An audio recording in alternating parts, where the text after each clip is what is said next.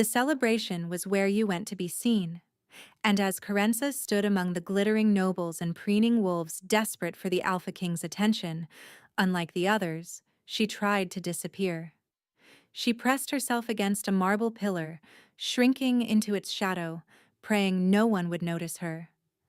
But her friends had other plans. "I dare you," Neve whispered, her eyes bright with mischief, "to blow a kiss at the Alpha King." It was meant to be a joke. A foolish, impossible dare that Carenza would never accept, because Alpha King Vasek of Valdros was not a man you toyed with. He was cold, untouchable. Rumor said he had never smiled, never laughed, never shown a flicker of warmth in all his 28 years. Women had thrown themselves at him. Princesses had begged for his attention. He had rejected them all without a single word. So when Carenza raised her fingers to her lips, her heart pounding with reckless defiance, she expected nothing. She blew the kiss into the crowded ballroom, a silly, meaningless gesture lost among hundreds of bodies. But Vasek's hand shot up. His fingers closed around empty air as if catching something solid. And when his pale silver eyes found hers across the hall, Carenza's blood turned to ice. He smiled. The Alpha King who never smiled actually smiled. "Come get it back," he said. In that moment, Carenza should have run, because beneath her carefully constructed mask lay a secret that could destroy her. And beneath his cold exterior lurked a curse that made love itself a death sentence. He would offer her protection, power, everything she never dared dream of, but only under one condition. He would never let himself feel anything for her. Neither of them understood how dangerous that promise would become. The great hall of Valdros Palace blazed with 10,000 candles. Crystal chandeliers hung from vaulted ceilings painted with scenes of ancient wolf hunts, their light fracturing into rainbows across marble floors. The winter solstice celebration drew wolves from every territory, nobles in silks and velvets, warriors in ceremonial leathers, merchants who had paid fortunes for invitations. All here for one reason: to be seen by the Alpha King. Carenza pressed deeper into the shadow of the marble pillar, wishing she could melt into it entirely. Her gown, a borrowed thing of midnight blue that her sister Lynette had insisted she wear, felt like armor she did not know how to wield. "Stop hiding." Neve appeared at her elbow, golden curls bouncing. "You look like you're planning an escape." "I am planning an escape," Carenza muttered. "Absolutely not." Brinley materialized on her other side, dark eyes sparkling. "We did not spend 3 hours making you presentable just so you could skulk in corners." Darcy joined them, completing the circle. 4 daughters of minor nobility from Ashmore, the poorest territory on the edges of Valdros. Carenza should have felt excited. Instead, she felt the familiar tightness in her chest, the warning pulse of something sleeping deep inside her. Something she had spent years learning to suppress. "Look at them," Neve whispered, nodding toward the dais, like moths to a flame. A crowd of women had gathered near the raised platform where the Alpha King sat on a throne carved from black obsidian. They fluttered and preened, each trying to catch his eye. None succeeding. Because Vasek looked at no one, the paintings had not prepared her for the reality. He was tall, impossibly tall, with shoulders broad enough to block out the light. His hair was the color of midnight, falling in waves past his jaw. And his face belonged on a statue, all sharp angles and merciless beauty. But it was his eyes that made her breath catch. Silver. Not gray, not pale blue, but actual silver, like molten metal poured into human form. They swept over the crowd with the same interest one might give to watching paint dry. "He looks bored," Darcy observed. "He always looks bored," Brinley replied. "Rumor says he has never smiled. Not once." "They say his heart is made of ice," Neve added. "Some curse from his bloodline." A chill ran down Carenza's spine. She knew about curses. knew about the weight of something dark living inside you. How tragic, she murmured, and meant it. Neve's eyes suddenly lit with mischief. I have an idea. No, Carenza said immediately. I dare you to blow a kiss at the Alpha King. Brinley gasped. Darcy choked on her wine. Are you insane? Carenza hissed. He would have me executed. He would not even notice, but imagine the story. I am not doing it. Coward. The word stung more than it should have, because Carenza had spent her whole life being careful, being invisible, being the daughter who caused no trouble after the incident that had nearly destroyed her family. She was so tired of being afraid. The thing inside her stirred, that familiar darkness that lived in her bones. For just a moment she wanted to be reckless. Before she could stop herself, Carenza stepped out from behind the pillar. The candlelight hit her fully, illuminating the midnight blue of her gown, the dark waves of her hair. She raised her fingers to her lips. Her friends went silent. The Alpha King was not looking at her. His silver eyes were fixed on some distant point, empty of interest. Carenza pressed her lips to her fingertips and blew. The kiss traveled across the crowded ballroom, invisible, meaningless, and Vasek's hand shot up. His fingers closed around empty air, catching something no one else could see. The movement was so fast, so precise, that several nobles stumbled backward in shock. Then his eyes found her. Silver met brown across 100 feet of crowded ballroom, and Carenza felt the impact like a physical blow. The corner of his mouth twitched. He smiled. The hall went utterly silent. She could hear her own heartbeat thundering, could feel every eye turning toward her. Vasek rose from his throne. The crowd parted before him like water before a blade. He was walking toward her. He stopped 3 feet away. Up close, he was even more devastating. The candlelight caught the sharp planes of his face, the cruel beauty of his mouth, and his scent. Carenza's wolf, that caged beast she kept buried so deep, stirred for the first time in years. He smelled like winter storms and pine forests and something darker beneath. You, he said. His voice was low, rough, like stones grinding together at the bottom of a frozen river. Carenza opened her mouth, but no sound came out. Vasek held up his closed fist. Slowly, he uncurled his fingers, revealing an empty palm. I believe this belongs to you, he said. Come get it back. The words hung between them, heavy with meaning she could not decipher.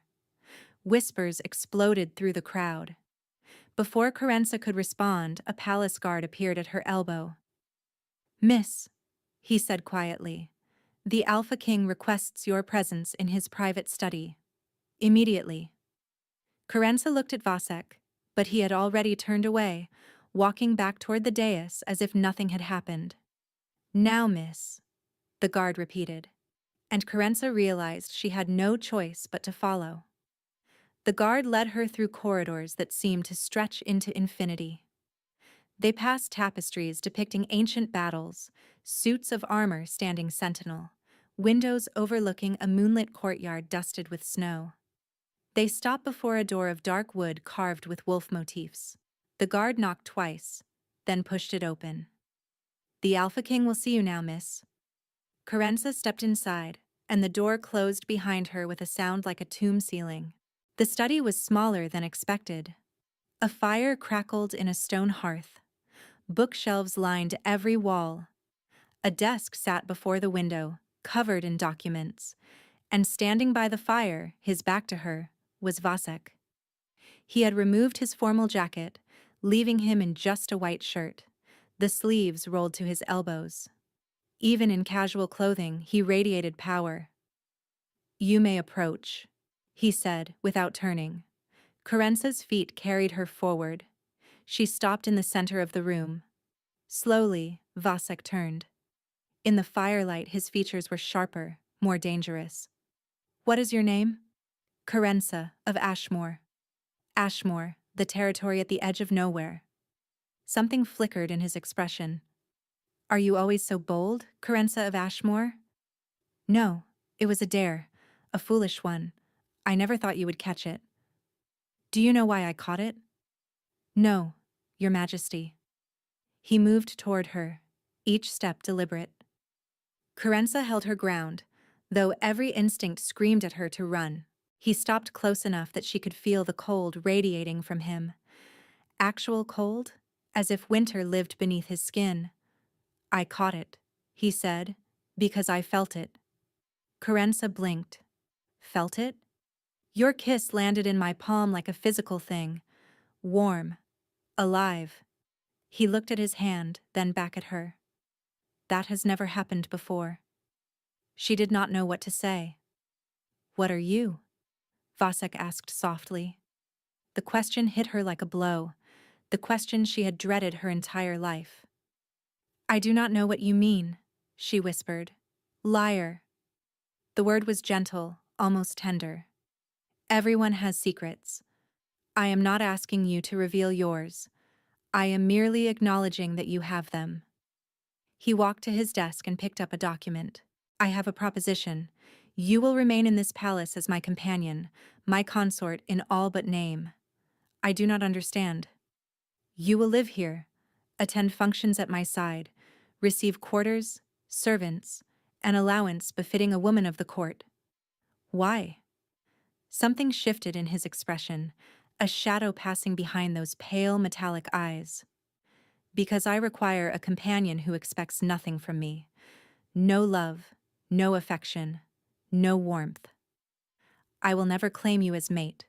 I will never mark you. I will never give you anything beyond material comfort and protection from whatever you are running from. How do you know I am running from something? Because everyone who blows kisses at kings is either running toward something or away from it. His mouth twitched.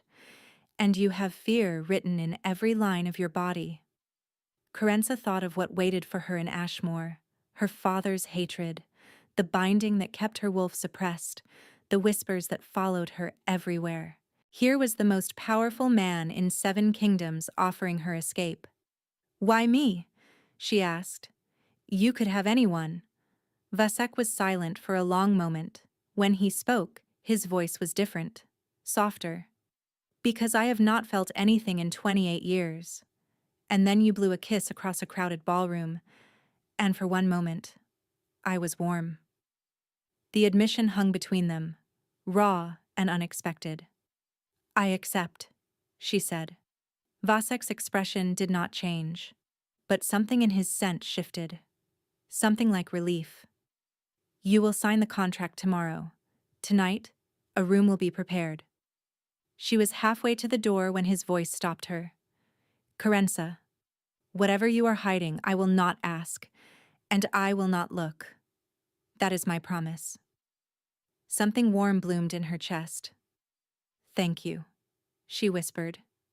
She left wondering what she had just agreed to, wondering what secrets lurked behind his eyes like molten mercury. The chambers they gave her that same night were larger than her entire family home in Ashmore. Carenza had barely slept, her mind racing with everything that had happened. She stood in the center of the room, turning in slow circles, trying to make sense of the canopied bed draped in silver silk, the marble fireplace blazing with warmth. A team of servants had bathed her in rose-scented water, dressed her in a nightgown softer than anything she had ever worn. None of them had looked at her with disgust. They had simply served her as if she belonged here. She was standing by the window when the knock came. Enter, she said, expecting another servant. The door opened, and her sister Lynette stepped inside. Carenza's chest tightened. How did you get here? Lynette closed the door, her face pale with worry. I came with one of the noble carriages. When I heard what happened, I had to find you. She gripped Carenza's hands. Are you all right? He offered me a position, a companionship. Lynette's eyes widened. And you agreed? Yes. Father will be furious. The words sent ice through Carenza's veins. Father cannot touch me here. You do not know that. Linnet moved to stand beside her. He has already sent word. He plans to come tomorrow, to demand your return. The king has promised me protection. The king does not know what you are. Linnet's voice shook. If father tells him about the binding, about what happened when you were 13, he will not tell. You cannot be certain. No, she could not.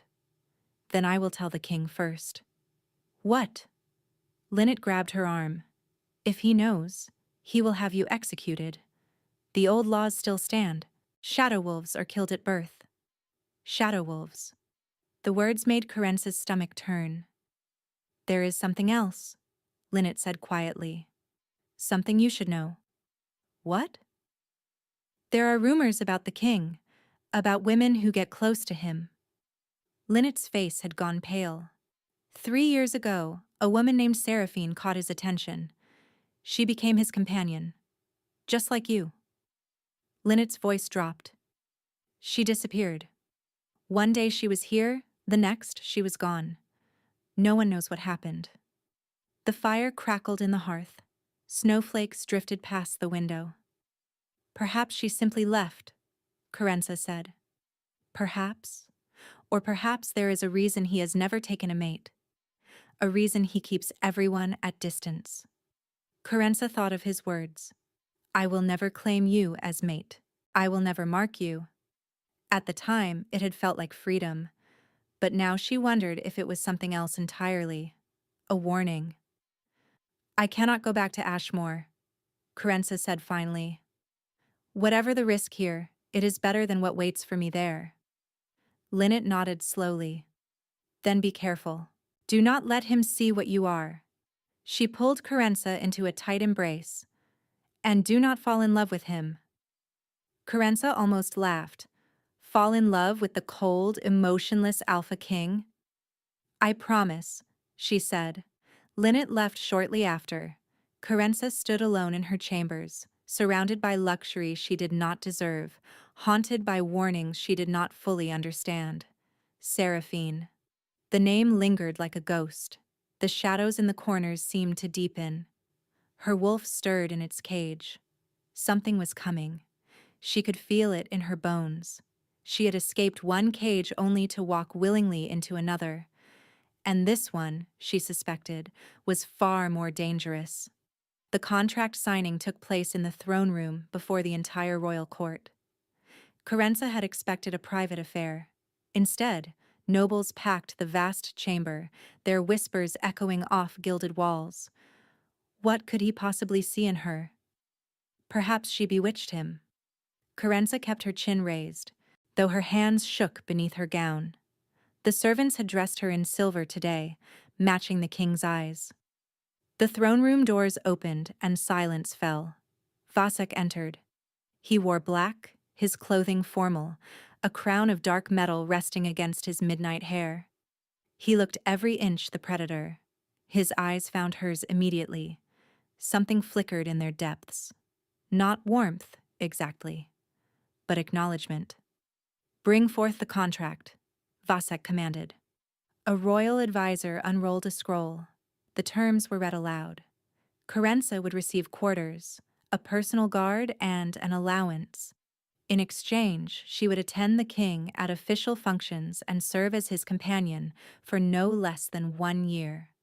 No mention of love, no mention of mating. Does the lady accept these terms? I accept. Way, Carenza said clearly. The throne room doors burst open, every head turned. Carenza's blood went cold. Her father strode in like a storm given human form. Aldrich of Ashmore carried himself with the coiled menace of a viper. I demand the return of my daughter. The court erupted. Guards moved toward Aldrich but hesitated. Vasek did not move. On what grounds? She is unmarried. By law, she remains under my authority. You cannot keep her without my consent. The lady has given her own consent. She is of age. She is unfit. Aldrich's voice rose with fury. She is damaged goods. If you knew what she truly was, you would cast her out. The shadows in the corners pulsed. Kerensa felt her wolf straining against its cage. What she truly is, Vasek repeated slowly, is my concern, not yours. He rose from his throne. The movement made Aldrich step backward. You come into my hall and make demands of me. You insult a woman under my protection. He stopped directly in front of Aldrich, towering over him. I chose her. I do not explain my choices to men who believe they can command me. Aldrich's face went pale. You will leave this hall. Return to Ashmore. Never speak to or about my companion again. Is that understood? For a long moment, Aldrich did not move. His eyes found Kerensa's, hatred burning there, a promise of retribution. Then he bowed stiffly and retreated. The court remained silent as the doors closed behind him. Vasek passed Kerensa, his hand brushing hers. Cold. So cold it nearly burned. But beneath that cold she felt a tremor, a crack in his control. He had defended her. Publicly. Irrevocably. The contract was signed. The ceremony concluded. Later, in the empty throne room, a presence appeared at her side. He will not give up, she said quietly. No, Vasek agreed. He will not. You should not have defended me so publicly. Then let him be determined. I am more determined still. Kerensa turned to look at him. She noticed the slight pallor beneath his tan, the way his hands clenched. You are cold, she said. Your hand. You feel like winter. For the first time, Vasek looked unsettled. The mask slipped, revealing something raw. A family condition, he said. Nothing more. But the way he turned away told her it was far more than nothing. Your Majesty, she called as he walked toward the doors. He paused. Thank you for defending me. No one has ever done that before. Silence stretched. Then quietly, do not thank me yet. You do not know what you have walked into. He left her alone, surrounded by echoes and questions she did not know how to ask. 3 weeks passed. 3 weeks of settling into palace life, of avoiding curious stares, of barely seeing Vasek at all. He attended functions with her at his side, just as promised. State dinners, diplomatic meetings. She sat beside his throne like an ornament while he conducted the business of ruling.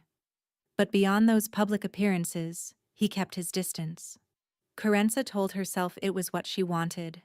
She should be grateful for the safety. She was not grateful. She was restless. At night, she wandered the palace corridors, unable to sleep. The library at midnight, the empty ballroom at 3, the gardens just before dawn. It was on one of these wanderings that she found him. The door to the West Tower was supposed to be locked, but tonight it swung open at her touch. She climbed the spiraling stairs, drawn by something she could not name. Her wolf stirred, sensing something. At the top, she found a room she had never known existed. It was circular, with windows on every side. Moonlight poured through the glass, and standing in that silver light, shirtless, his back to her, was Vasek. Kerensa's breath caught. His body was a map of contradictions, muscle and strength, but also scars. They crisscrossed his back like a language of pain. And spreading across his chest was frost, actual frost, delicate patterns of ice crystals blooming across his skin like deadly flowers. He turned. Their eyes met. You should not be here, Vasek said quietly. The door was open. It should not have been. Kerensa stepped forward. What is happening to you? He did not answer. She stopped an arm's length away. The frost glittered in the moonlight, beautiful and terrible. Does it hurt? Always. The single word held more vulnerability than anything he had ever shown her. Kerensa reached out, her fingers brushed against the frost. Heat flared through her. Not from him, but from her own body. Her wolf surged against its cage. The shadows in the room trembled. Vasek gasped. You are warm, he breathed. How are you so warm? I do not know. Her hand pressed flat against his chest. But does this help? He closed his eyes. The frost beneath her palm began to melt. Yes, he said roughly. It helps. They stood like that for a long moment, her hand against his heart. Then his eyes opened, and something in them made her stomach flip. This is dangerous, he said. Why? Because I cannot afford to need you. His hand covered hers, pressing it harder against his chest. I cannot afford to need anyone. Then consider it part of our arrangement. You promised me protection. Perhaps I can offer something in return. You do not know what you are offering. Then tell me. Silence. Around them, the shadows danced. The cold is a curse, Vasek said finally, placed on my bloodline generations ago. We are born with winter inside us. Why? An ancestor wanted power without the weakness of emotion. A witch granted his wish. She froze his heart so he would never feel love, never feel compassion.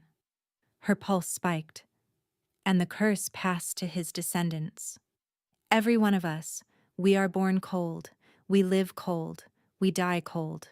There is no cure. But you felt my kiss at the celebration. Vasek's gaze burned into hers. That is why I caught it. That is why I brought you here. Because for one impossible moment, you made me feel something I have never felt. Warmth. Hope, he corrected softly.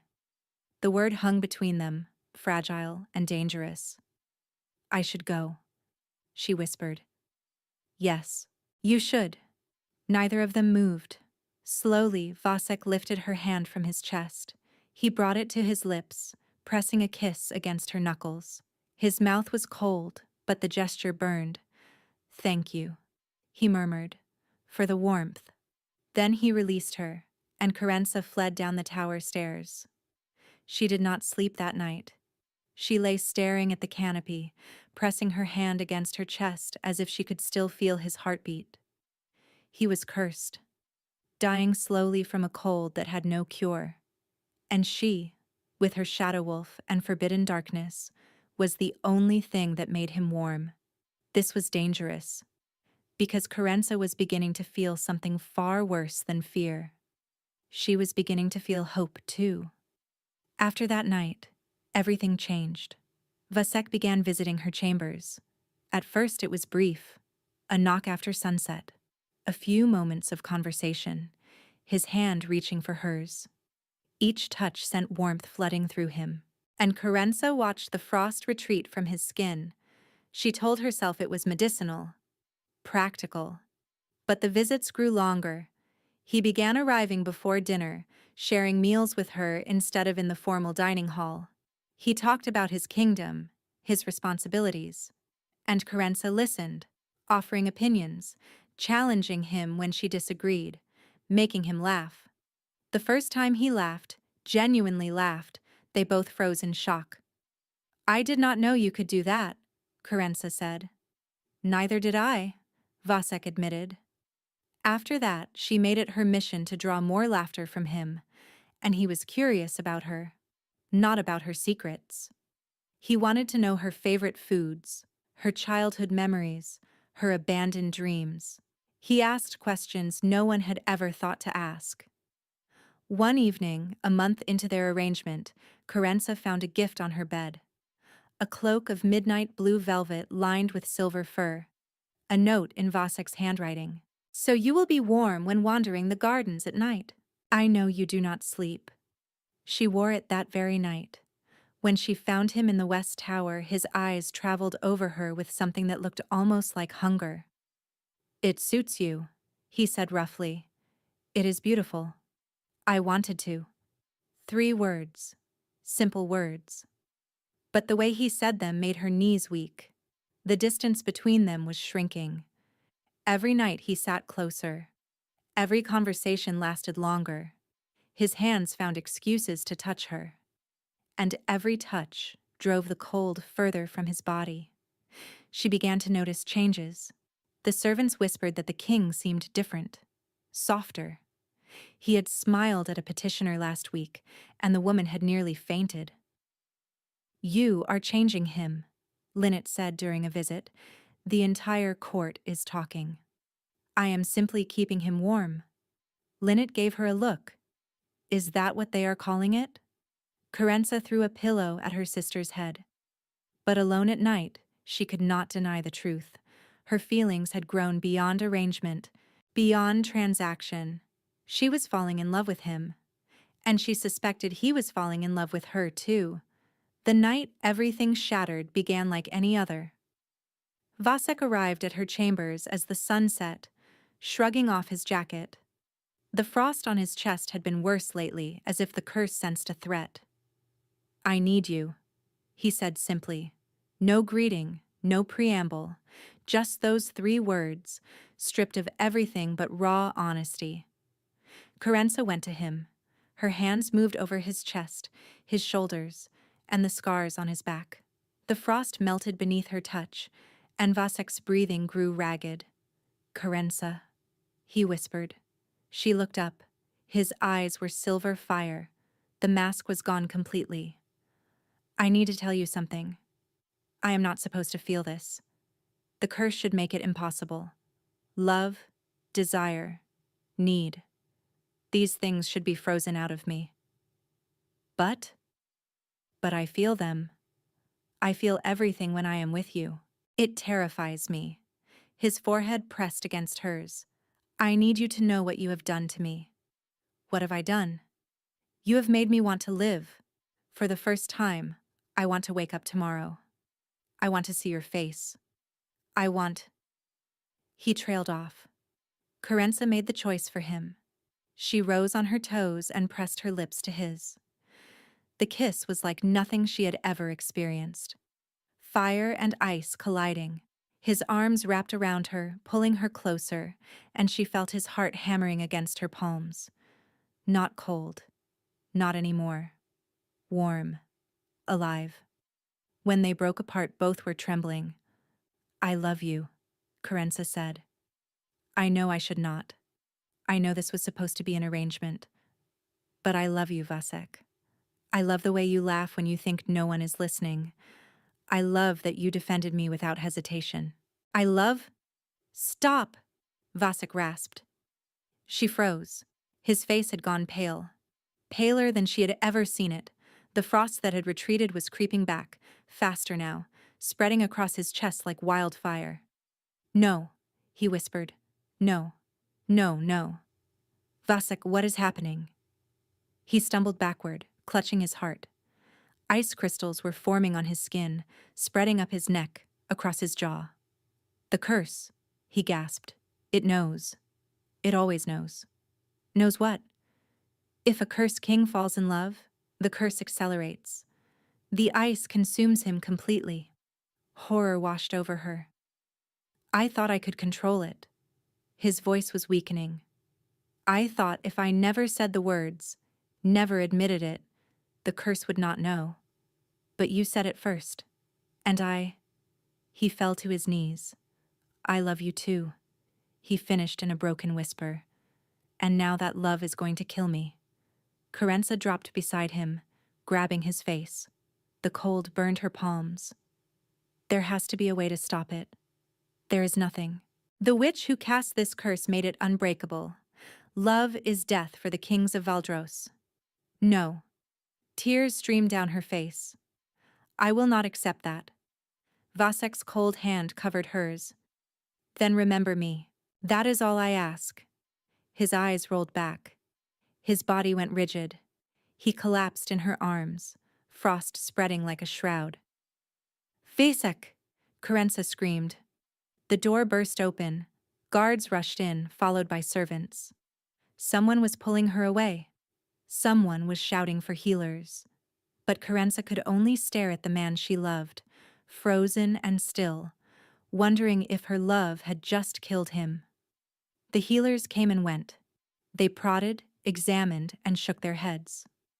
None could explain what was happening. None could stop it. Vasek lay in his chambers, surrounded by physicians. The frost had spread across his entire torso, creeping up his neck, threading through his hair. His breathing was shallow, his heartbeat slow. Carenza refused to leave his side. She sat beside his bed for 3 days, her hand wrapped around his frozen fingers, trying to push her warmth into him. But it was not enough. "You have to eat something." Lynette said gently. "I am not leaving him. This is not your fault." "I should have known." Carenza stared at his frozen features. "He warned me, and I made him need me anyway." The door opened. A royal advisor entered. "The council wishes to speak with you, my lady. Matters of succession." "He will wake." Carenza's voice was steel. "Tell your council I will burn this palace to the ground before I let them give up on him." But threats would not save Vasek. She needed answers. She needed a witch. The woman arrived 3 days later. She was young, perhaps 30, with hair the color of autumn leaves and eyes that shifted between green and gold.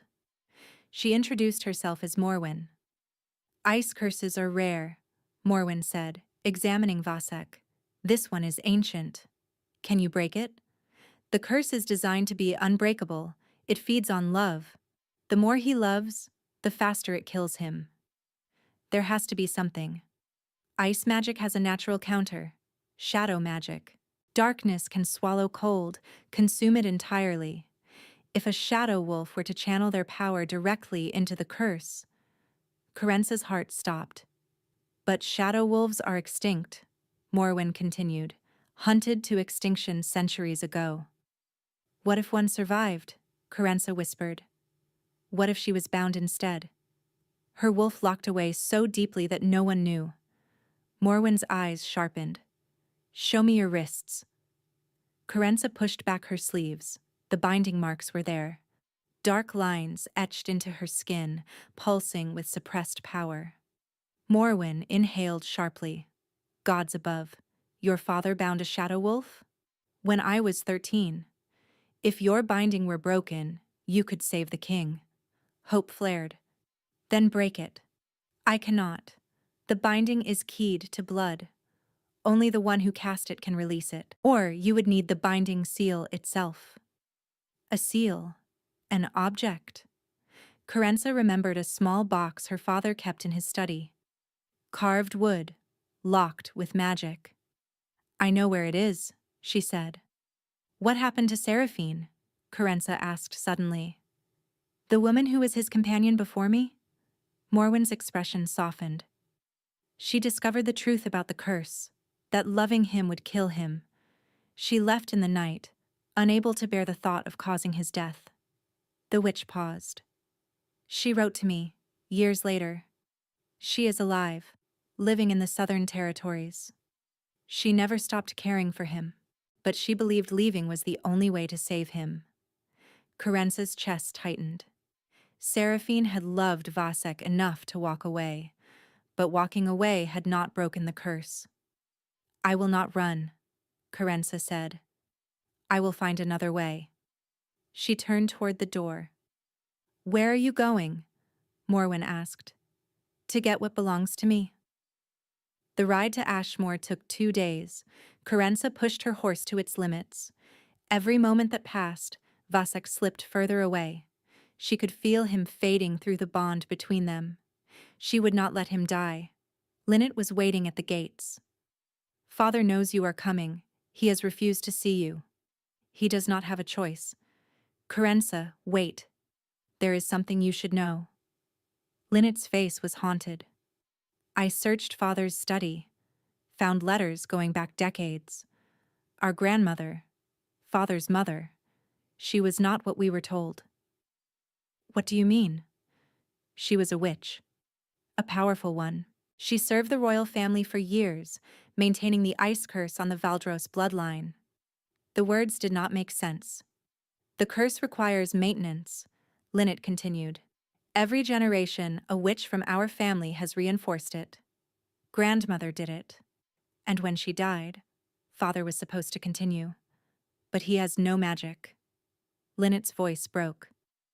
"When you manifested as a shadow wolf, he realized something terrible." "What?" Shadow magic can destroy the curse entirely. You are the natural counter to everything our family has maintained for centuries. He bound you because you were a threat. The truth crashed over Carenza. Her father had not bound her out of hatred. He had bound her out of fear. Fear that she would break the curse his family had spent centuries maintaining. Our mother, Carenza whispered. Did she know? Lynette nodded. She found out. That is why father had her banished. She wanted to unbind you. She believed you were meant for something greater. Carenza thought of her mother, dying alone in some distant territory. She had always believed her mother abandoned her, but her mother had tried to save her. A change rippled through Carenza. The binding marks burned with suppressed fury. Where is he? In his study. But he has guards. Guards will not stop me. She walked toward the manor house. The front doors opened, guards stepping out with weapons drawn. Step aside. The shadows moved. They rose from the ground, from the walls, wrapping around the guards like living things, holding them immobile. Carenza walked past and into her childhood home. Her father waited in his study, the carved box in front of him. You cannot have it, Aldrich said. I will not let you destroy everything our family has built. Your family built suffering. Your family built a curse that has killed innocent people for generations. The royal family deserves this curse. They murdered our ancestors. The curse is justice. The curse is murder, and it ends tonight. Aldrich grabbed the box. I will destroy it before I let you have it. Then burn it. Carenza smiled coldly. Morwen told me what happens when a binding seal is destroyed without proper release. The magic rebounds. It returns to the caster, magnified 1,000-fold. Aldrich's face went white. You bound me with your own blood. If you destroy that seal, every ounce of shadow magic will pour directly into you. His hand shook. Give it to me, Carenza said quietly. Give it to me, and I will leave. I will save the king. And you will live with the knowledge that everything you sacrificed was for nothing. For a long moment, neither moved. Then Aldrich's shoulders slumped. He set the box on the desk. Carenza picked it up. This small object had imprisoned her for 12 years. She opened it. Inside was a shard of black crystal, pulsing with shadow light. She closed her fingers around it and squeezed. The crystal shattered. Power exploded through her like a dam breaking. Shadows erupted from her skin, her eyes. For one terrifying moment, she was nothing but darkness. Then the wolf rose. It unfurled inside her, vast and ancient and utterly free. Beautiful. Furious. The shadows answered its call, swirling around her like a living storm. She could feel Vasek hundreds of miles away, his heartbeat slowing. Not yet, she thought. I am coming. She turned to her father, cowering against the wall. Guards will arrest you for conspiracy, for what you did to your wife, for treason against the Alpha King. Lynette will testify. You spent my entire life telling me I was a monster. Carenza let the shadows recede. You were right. I am a monster who saves people, and you are just a coward who destroys them. She left him there and walked into the night. Carenza ran, not on horseback, not in human form. She ran as a wolf, as a shadow, as something between. The darkness carried her across impossible distances. She burst into Vasek's chambers. Morwen looked up. You did it. Will it work? No one has ever tried this before. Carenza looked at Vasek. The frost had consumed him almost entirely. I love you, she whispered, and I am not going to let that love kill you. She placed her hands on his chest and let the shadows free. They poured out of her, dark and endless. They washed over the frost, consuming it, unmaking it. The ice fought back, but the shadows were stronger. Carenza pushed deeper, following the curse to its source. She found it wrapped around his heart, a knot of frozen malice. She tore it apart. The curse screamed as it died. Her wolf rose to meet it, jaws closing around the dying magic. And then it was gone. The shadows retreated. The frost melted. Color flooded back into Vasek's skin. His eyes opened. Silver met brown. "Kerensa," he breathed. She collapsed against his chest, sobbing. His arms came around her. Warm. Finally warm. "You are alive," she managed. "Because of you." His voice was rough. "How?" "I am a shadow wolf. That is what I was hiding. Shadow magic is the only thing that can destroy ice magic." He stared at her. Then his hand cupped her face, brushing away her tears. "My shadow wolf," he said softly. "My brave, impossible, beautiful shadow wolf." And then he kissed her. This kiss was different. No ice beneath it, no curse lurking. Only warmth. Only love. "The curse," Kerensa said suddenly. "It was passed through bloodlines. Does this mean our children will be free? The curse is broken entirely." 6 months later, the throne room was filled with more people than Kerensa had ever seen. Nobles, dignitaries, common folk who had traveled days to witness this moment, the coronation of the new queen. Kerensa knelt, her heart pounding. She wore a gown of midnight blue embroidered with silver shadows. The crown that settled onto her head was delicate but strong. Vasek took her hand and helped her rise. "My people," he announced, "I present to you Kerensa, Queen of Valdros, Shadow Wolf, Cursebreaker, the woman who saved not just your king, but every king who will ever sit upon this throne." The crowd erupted in cheers. Kerensa saw Linnet in the front row, beaming.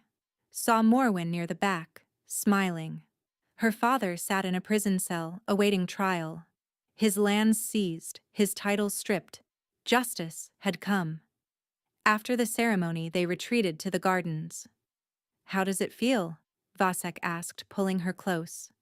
"Being queen? Terrifying, but also right." He pressed a kiss to her temple. "From the moment you blew that ridiculous kiss across my ballroom, I knew you would change everything." She laughed. "I still cannot believe you caught it." Vasek reached into his pocket and withdrew something small.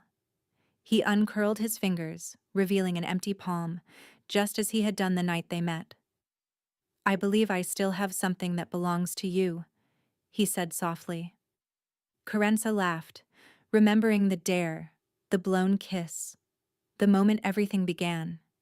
She leaned forward and pressed her lips to his palm.